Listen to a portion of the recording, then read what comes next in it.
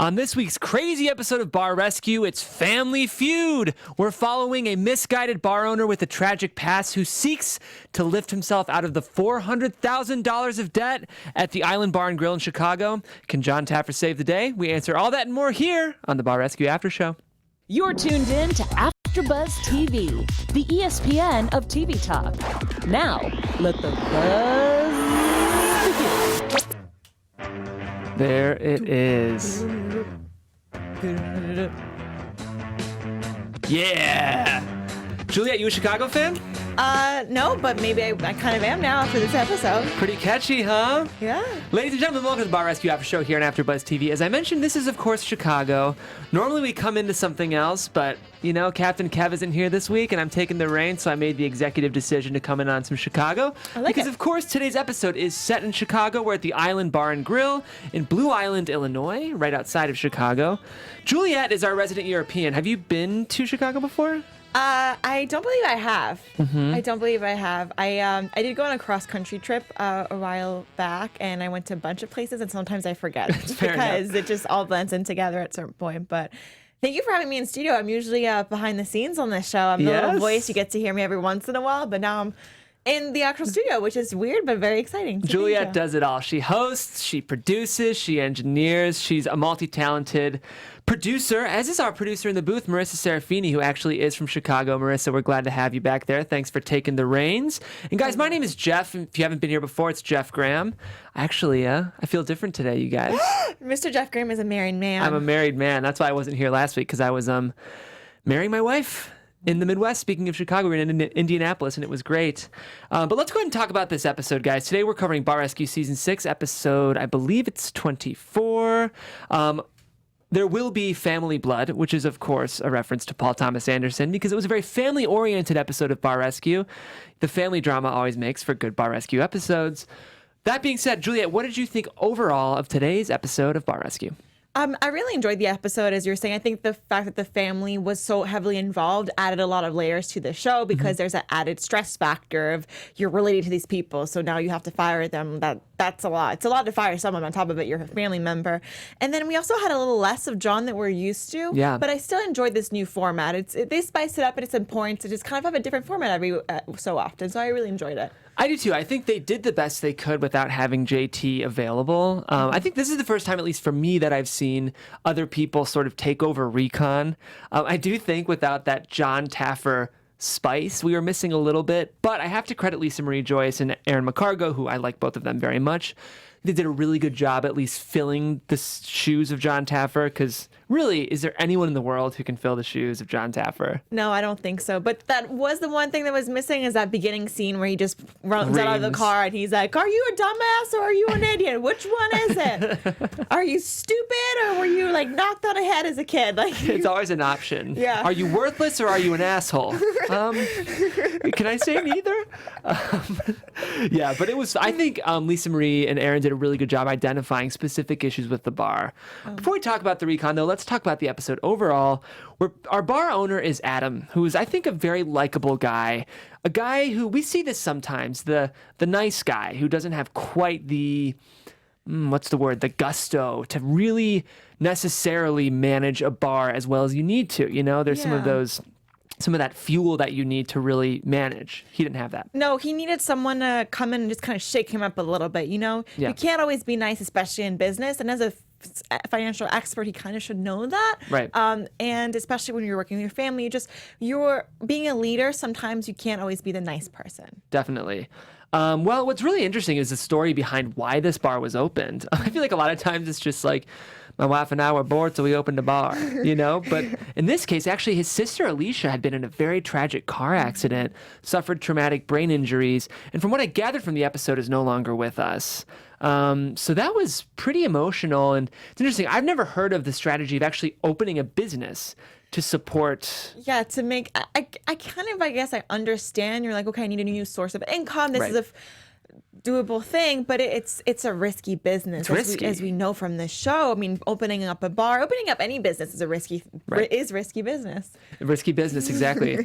Shout out to Tom Cruise. But that's the thing is, I would guess like if you really wanted a new stable source of income, you might like open a really safe mutual fund or maybe invest in bonds. It just seems like opening a bar in a low income part of Chicago, it's an interesting decision for a financial advisor to make. Yeah, I agree. And on top of it, I'm thinking it's so very time consuming. Mm-hmm. So you would think someone's sick, you're trying to make money, yes, but try to spend as much time as you can with them, maybe in the hospital and things like that. And this is just a full-time job. I just feel like Lyft or Uber would have been a better option. But I'm not in their shoes, so what do I know? Exactly. And the thing is, I think our instincts might be a bit on the nose here, though, because we learned that after 4 years of owning and operating the Island Bar and Grill, they're $400,000 in debt and losing $5K. Was it a week or a month? I think it was $5K a month. But it was still, a lot. It was a lot. It was just money down the drain, and definitely didn't the goal that they set out to do or get. You got really far from it. Definitely. Well, we got to talk about the infrastructure of this bar, right? Running the staff, we have Adam's sister, Yumika. Sorry, that's his daughter, Yumika. His mom, Linda. We have Cherie, who's his sister as well, I believe. Tracy, who is quite a character. We have Tamika, who is also running the bar. We have Allison, who seemed to have been at least the most accomplished bartender there. And of course, we have my favorite. We've got Pimp Juice. Pimp Juice. Whose actual name is Kanaz. Ooh, and I forgot Prentice, who is the bar manager who plays pool. Really a lot of people in this episode. So many. We were, Jeff and I, when we were watching, we're trying to catch up. And I mean, kudos to these women. They have actually really great genes because we couldn't figure out who was a sister, who was a daughter, mom. I know. They also good for them. But yeah, a lot of people there. And I think that we needed to call Kevin Pimp Juice moving forward. Yeah, I think we've got to talk about Kanaz first, right? Because this guy, he claims to be the Michael Jordan of bartending, right? 3 championships rings, comes back. Everything is BS. Nothing is his fault ever. No. He comes in, he does his job, and it's the bull-ass customers who don't help him out. And yeah, I think it seemed like Pimp Juice Kanaz had a bit of an attitude. And did I hear he had 12 kids? He had a lot of kids. Yeah. That's crazy. That's a lot of kids. That's a lot of kids. And I mean, I agree with him, though. You know, the customer is the one that's always in the wrong. Isn't that something we always learn? Yeah, it's never the customer. It's always their fault. Make sure you tell them that. And if they don't like the food, it's on them. It's not on the staff. They should have just stayed home, right? Where they can control what they make. Hey, for sure. I'm team Pimp Juice here. We also have Tracy, who I kind of liked Tracy. Yeah. I just thought she had kind of a spunk that like I really sort of appreciated. Like I like the part when she walks up to our Recon team, and we'll go over Recon specifically, but she walks up and they ask for clamatos, which are, vodka sort of tomato juice, and she goes, I can't swear on this, but I'll try to keep it subtle. She goes, what the F is that? I don't know what the F you're talking about. Which, that's not typically how waiters talk to their clientele, but I feel like if I had Tracy at a restaurant, I'd be like, okay, at worst, this is going to be a very entertaining night. Yeah, it's part of the experience. I guess you could play off of that, where it's you go in for I feel like it's a hipster-y vibe. Yes. You go to a bar to get talked down to in a way, or just to live the whole rugged experience. And I will say, here's one thing I would kind of like about the show. I think, especially this season, they've been quick to just let people go if they see one mistake during Recon. I would have loved to, like, Kanaz might have been beyond repair. I would have loved to have seen a Tracy redemption story. Okay. Because I think, like, in Tracy's mind, like, having that kind of vibe and banter with the guests is fun. And I think there's a way to, like, craft the Tracy that would be great with customers. And I think the show could have used a bit more of that this episode, a bit more, like, specific improvements. Yeah. But we say goodbye to Tracy. We say goodbye to Tracy. I agree with that because people watch this show for different reasons. One of them mainly being people who love the service industry, want to know about new cocktails, want to know about new dishes Food. And things like that, which is really cool. Personally, and I know a lot of people kind of agree, I watch it more for the business aspect and for how Jon gives you these nuggets and these tidbits that just help you in business and in life, as we talk about on this after show, as Kevin always talks about. Right. And it's true, especially with, as you're saying with Tracy, it would have been I would have enjoyed to have an episode that was a little bit less heavily focused towards drinks and food and more so towards personal growth and training. Logistics. Logistics, there you go. Yeah, you mentioned specifically the Michael Keaton movie The Founder, which has a scene devoted to how to produce and operate the ideal environment for fast food production. Exactly. And some of the simulations and exercises can be really interesting, and this episode might have been a little light on that. Right, exactly. What is the best way to run a ticket? What is the best? One of the biggest issues when they were in the bar was they weren't communicating well enough to figure out who had what ticket, who was doing what. The communication was just not there. So how do you remedy that? It was kind of a question I still have, and I wish they would have answered. Agreed. Well, let's talk about this recon because we did have Lisa Marie Joyce and we did have Aaron McCargo, two bar rescuers I like quite a bit. And I think they did a good job. I think they had a really hard job, which was to try to recreate the excitement and brilliance of Taffer in those moments. And I think they brought their own flavor and personality to an effective recon assessment. I will say, because JT was missing, I would have loved to have some pretty interesting recon goers. You know, they always have bar attendees. We had Lil Jon a couple weeks ago. It's a little bummed to see they were just 4 average Joes.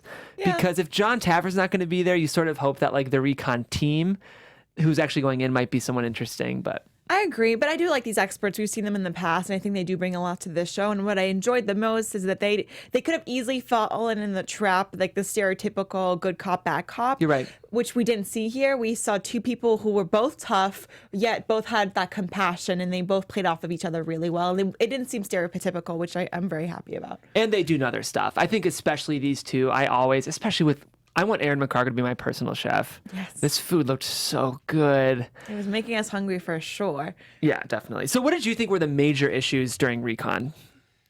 Again, I think it was just mainly communication. Yeah. They weren't, things, when you isolate certain things, were working alone well, right? We were able to make drinks fast. However, we weren't able to get the drinks out to the customers fast enough. Right. We were able to ring tickets, yet we weren't able to give them to the correct person and make sure the food and the drinks were being ringed. Right. So overall, systems were not in place. And I'm sorry to say, I didn't see... I'm missing training. I want to see, how do you come up with those systems? What are the best communication tactics? What is the best way to remedy this? Good point. I agree with you.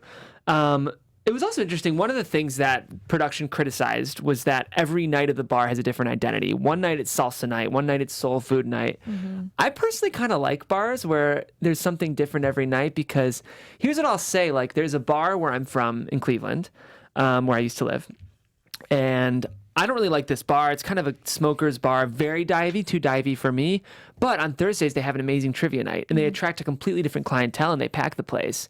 And I go on Thursdays to that bar, even though it's a bar I normally would never go to. So I think there's something to be said about creating a different environment on specific nights of the week to attract different clientele. Yeah, I agree, but I feel like it has to be a variation, especially as a business. I don't know. I think that you're saying that you only go to this bar once a week. I want to be able to go someplace that's convenient, that I kind of know what I'm going to get. I do love the idea that maybe there's a specific night where it's retro or has some kind of theme to it, but it's still, I want an overall theme. I don't want to go to a bar and not really know what to expect, especially if I'm discovering something and I really like it. And maybe I don't even know that, and then I tell my friends about it, and then go into a different experience. True. That makes me look dumb, and I don't want to look dumb. That's a very good point. And I will say, what this bar was lacking was any kind of identity. It was just very unremarkable, you know? It wasn't that it was overly gross. I mean, there was some gross stuff in the kitchen, but the bar itself, it was carpet, it was tables, and it was chairs. It could have been a hotel conference room. You know, it's just, this is the kind of bar that really needed a great renovation, and we'll get to it, but I'm excited for us to talk about that. Definitely excited to talk about that. Okay. Oh, another really interesting thing during assessment that I got to say I thought was a great piece of advice. These are the TTs, the Taffer takeaways I like a lot. They were over-serving alcohol in their cocktails, which is not only dangerous for your clientele, but you're selling less cocktails, right? If you're giving someone a quadruple drink, they're only going to buy one, and you're losing money. So not smart. And anything in life, you always want to keep people wanting more, right? Mm-hmm. And that, I just watching that drink, and I've been in that situation where I have a huge drink and I'm like, ugh, all right, I have to finish this because I ordered it and I paid money for it. Right. That's not how you want to make your clients feel. Definitely not. So after much deep thought and reflection, Adam decides to let this is what was crazy. I've already named like 20 people we met this episode. He obviously let Pimp Juice and why Pimp Juice? I know you will be missed for you sure. will be missed, Kanaz. And he also let go of Tracy, but there was a lot more people. Like he's like, we kept seeing the montage of like. After much deep thought and reflection, and I was like, is this the entire population of Chicago working at this bar? How many family members do you have that work with you, It's man? like there were cousins, there was aunts, there was uncles, there was... Yeah, which again, I like that spirit, but you have to have that actual family spirit. If you're just there to be dead bodies, as they talked about on the show, there's no purpose for you. There's just, you're bringing everything down. Well, Kanaz was not happy. Neither was Tracy, but we didn't I'm not happy. I miss Pimp Juice. I miss Pimp Juice. So let's talk about these first drinks that were introduced. Vodka was a really interesting, big, popular drink at this bar, which I thought was interesting. But I think that's kind of a Chicago kind of upscale, Maybe. downscale. It's a clean, like, what's it called? Is it not white? Clean liquor? That's right. Yeah, it's clean white liquor. Yeah. Yeah. So I get that. It goes with a lot of things. Right. And I think that although they are, vodka connoisseurs, there's a lot of non-connoisseurs, and they just kind of, vodka is vodka, I feel like. Vodka's vodka. The first drink that Lisa Marie Joyce brings to them is a spicy vodka, which I thought was pretty good. I like jalapeno vodka drinks.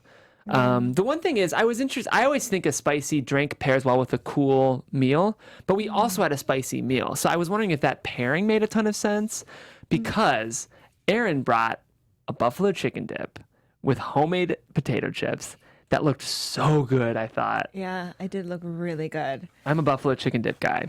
Yeah, that's an interesting point. I don't have a palate for spicy. I just never grew up with spicy food, so it's hard for me to eat it. And it's funny, when I was watching that, I was like, oh, okay, so you're going spicy all the way. You want the drink and the food, but you're saying it might be a little too much. So I can see that. Maybe they're overdoing it. Yeah, like I would think you'd want actually more of like the cucumber, like a mint drink with the spicy meal, but I don't know. They both look delicious. Maybe just not personally for me together. Okay, so once they've been trained and learned about these new foods and drinks, we of course have our stress test. This was a pretty standard stress test, right? There was no specific moment that ruined the day, just a lot of small moments and a lack of urgency.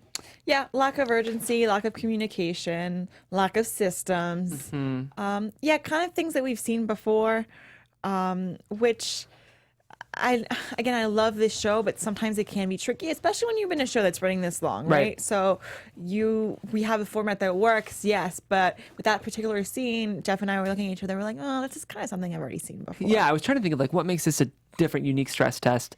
I like when they have those little gimmicks. If I break 3 mugs before you guys finish your stress test, or what would be a better example in this case? It's Chicago. So they turn the Chicago River green for St. Patrick's Day. I don't know if you knew that. Every time there's a mistake, I'm going to add 1 green food drop to this water to symbolize the Chicago River. And once it turns a deep green, you lose. Something like that. I love that. That would have been really cool. Yeah, I could be a producer on this show. Yeah, you should submit that idea. Cool. I think sometimes that can help when the stress tests feel repetitive. But yeah, I think one of the big things I did see was that there wasn't a sense of shame or disappointment with how poor they were doing. There was just kind of an apathy of theirs, keep doing their thing. And I gotta say, even from Adam, I think a great manager can promote a sense of urgency among his subordinates. And I didn't really sense any urgency even from Adam. Yeah. He was chill. He really was. I think he just was overwhelmed. And sometimes people, when they're overwhelmed, they're either super active and freaking out, or they're weirdly calm. And I think he fell under that category. So, yeah. But you know what? Actually, one thing that they did, this is maybe my producer brain, and I don't know how interesting it is to other people, but one thing that I hadn't seen before, at least not noticed, is they used a clip of someone on their iPhone who was talking about how the food wasn't coming. And I was like, oh, that's cool. I want to see more of that. We see this on different reality TV shows. They're kind of introducing more of the social media aspect. And I think I want to, because I think it'd be cool to see more of that, more videos of people waiting for their food, more people Snapchatting about the food being bad or things like that. Like Insta stories, like hashtag it's been 30 minutes, like maybe put it more on the customers, because we know that the crew is struggling. That's why they're on the show in the first place. So it'd be kind of fun to see, learn a little bit more about the clientele in that sense. I like that suggestion. Well, we had our first heart-to-heart after the stress test. It obviously didn't go great. Allison was really the only bartender who kept the fire under her ass, but I think this was a nice one-on-one, and it was kind of a consistent Jon this episode, who was pretty mellow. I don't even think we saw Jon raise his voice. Yeah, he was calm. I thought he was a little easy on Adam because Adam's great, obviously a good guy and a nice guy, but I do think this is a case where there are some top-down issues of Adam really not owning the responsibilities of bar management and ownership. Yeah, I think again he was just overwhelmed. I think he was just dealing with family issues in so many sense, like financial, health related, emotional trauma, so much. So, and then in terms of Jon, he didn't yell, but you know what? He looked good. We were talking about this. Like, he looked rested. He looked like he came back from a vacation, which is probably well deserved. As we know, Kevin always talks about how, they have a relationship and how he feels that his friend Jon needs to break every once in a while, how as we all do. And it was kind of nice not to see him scream. Calm down a little. It's different. It's a different Jon. It's a different Jon. Well, after this really, I thought, heartfelt one-on-one with Linda, Mama Linda there too. We get 2 new drinks and food, of course. Excuse me. Speaking of vodka, this cucumber vodka drink, which I very much like a cucumber martini. I don't know if that's up your alley or not. I don't think I've ever had one, but that sounds really delicious. As a European, I think you'd like them quite a bit. It's very fresh and light. I'm all about like a light soda drink or light lime, but a cucumber sounds kind of mojito. Have you had a mojito before? I'm all about a good mojito. We got to get a cucumber martini sometime before the end of the year, Jules. Yeah. And then, okay, I got to say, Aaron McCargo for the win again. Shrimp and grits fingers sticks. Wow, I thought these looked good. So for those maybe who haven't seen the episode or are listening in your car, just to remind you, they were like shrimp and grits mix, covered, like breaded as if they were mozzarella sticks and deep fried, and with like a spicy chipotle seafoody tartar sauce. Yeah. So up my alley. Maybe not for you. It kind of looked disgusting to me, but in a good way. In a good way. Yeah, in a great way. Sometimes, fried food, I'm just like, oh, just the thought of it grosses me out. She's European, guys. Yeah, because it's like Americans have an obsession to frying stuff, and it's like, why do you think this is food? But then you have a bite of it, and you're like, oh, okay, okay, this does taste. Oh yeah, tastes like something you would eat in hell, but pretty good. Pretty good, yeah. Well, man, I thought these looked really good. I like shrimp and grits. Have you had shrimp and grits before? I have not. I've had grits once, and I didn't like it. It tasted shrimp like... and grits is different. Grits on their own are kind of plain. But like I don't get grits. It's like oatmeal to me. It feels like it's been kind of eaten and then spit out. Anyway. Well, I don't know if I can eat grits again, but thanks, Juliet. So this is a nice, the staff is empowered with new food and drink knowledge. And of course, we finally get our renovation. Damn, this is a great renovation. Let's talk about the strategy behind it. It's a Chicago area bar in a low-income district, a low-income region. So Jon has the idea of let's preserve sort of still the classic bar essence, but make it more like a lounge, kind of a cool Chicago urban hip. I thought this was brilliant. Oh, I thought so too. It looked so good. Looked so good. I wanted to just like sit in there. All that leather. Yes. This was like Chicago. I think leather and Chicago go hand in hand. It's just... I think the Midwest, sometimes gets flack for being sort of an unsophisticated region of our country, and I'm from there, so I get defensive. But Chicago's a really cool city. Yeah. And, I think Chicago does a good job of maintaining sort of an essential essence and coolness that this environment really fostered. So, good stuff. Yeah, I mean, it was so elegant. It made me want to, go ahead and take a meeting there or something. Yeah, for sure, and have a cucumber martini. Yes. Some business, as Kevin good business. says. Oh, specifically, one thing I loved was how they presented and framed their liquor. Yeah. Did you see those kind of? It was Displays? almost the display was like shelving, like staggered shelving, where it was there was a white trim surrounding the liquor. I think Kevin would approve. Yeah, I think so too. I think it's very important in any kind of business just to display your merch, right? And booze is what you go there for, and that made me want to order a drink. So they did a good job on that.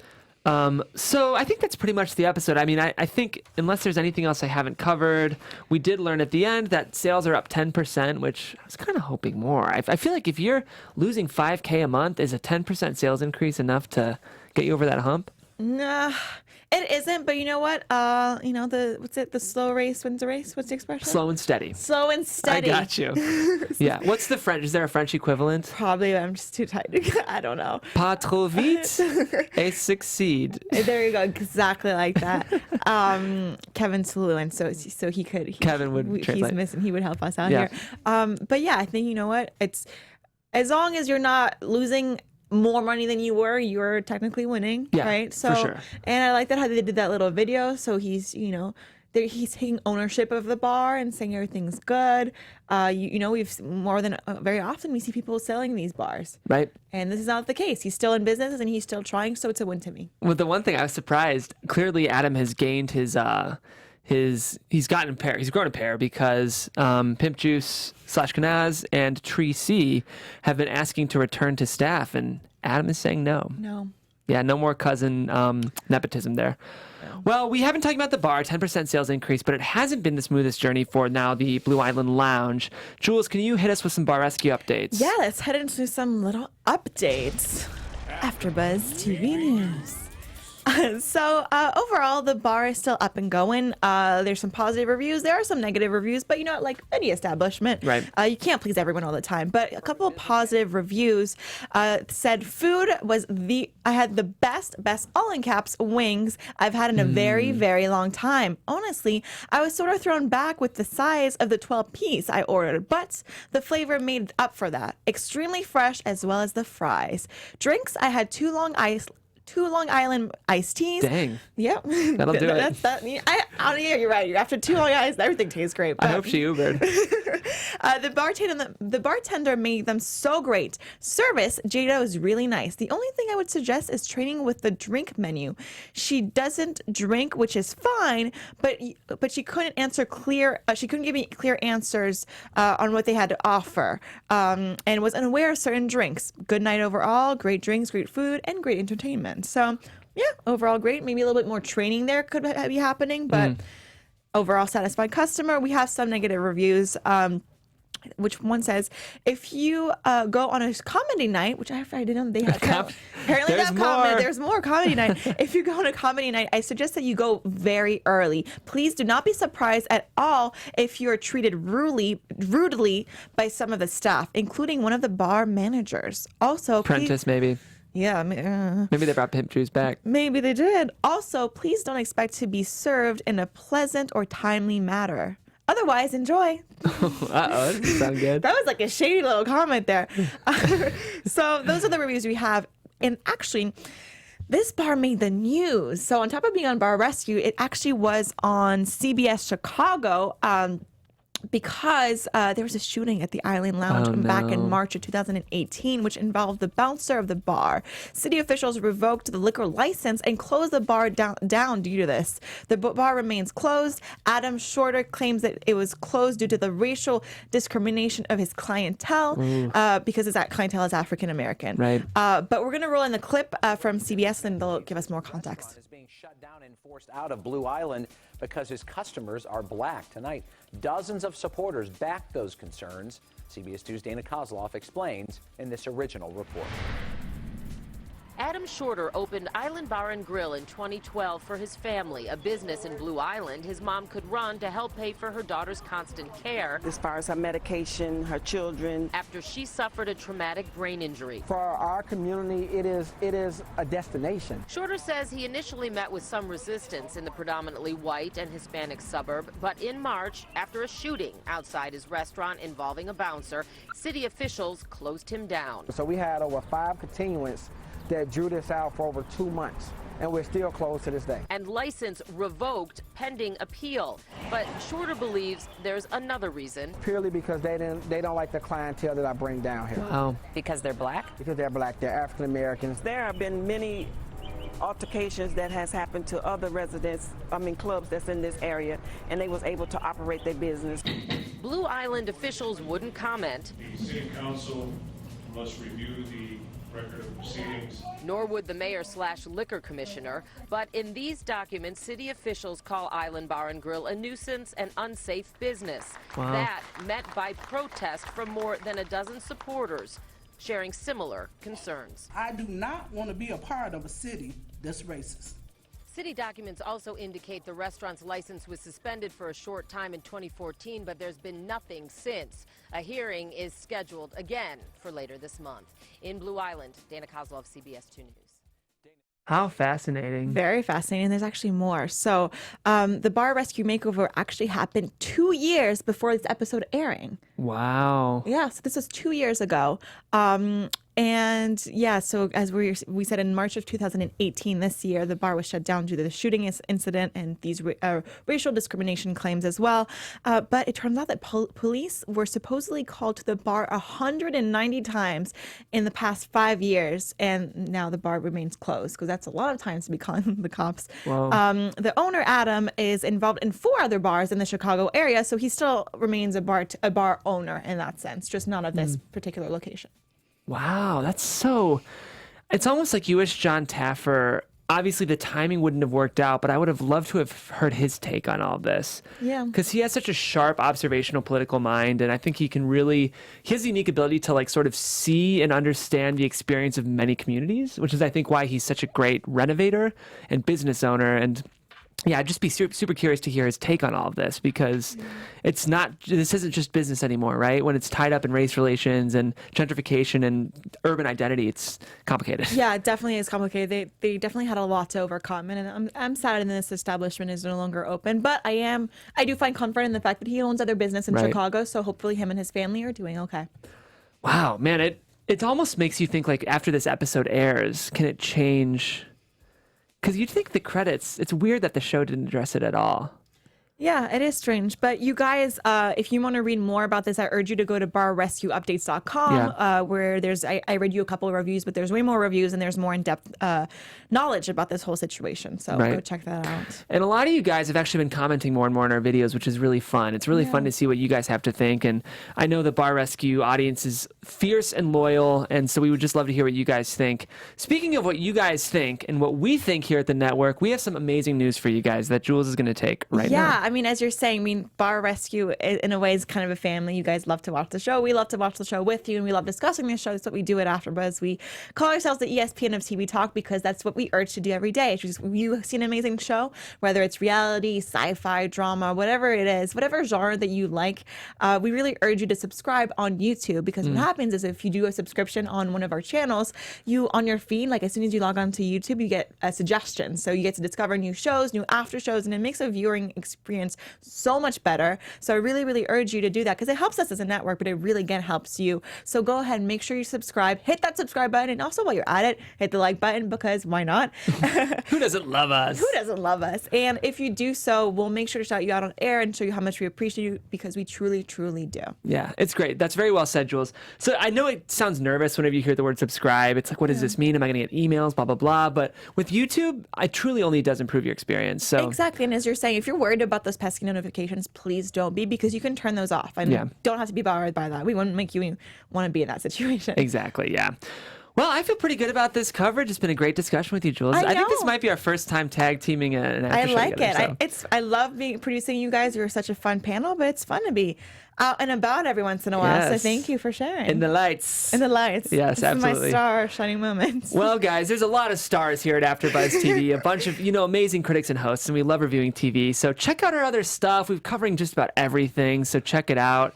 In the meantime, until then, guys, my name is Jeff Graham. You can find me on Twitter at Jeffrey C. Graham if you want to talk some Bar Rescue.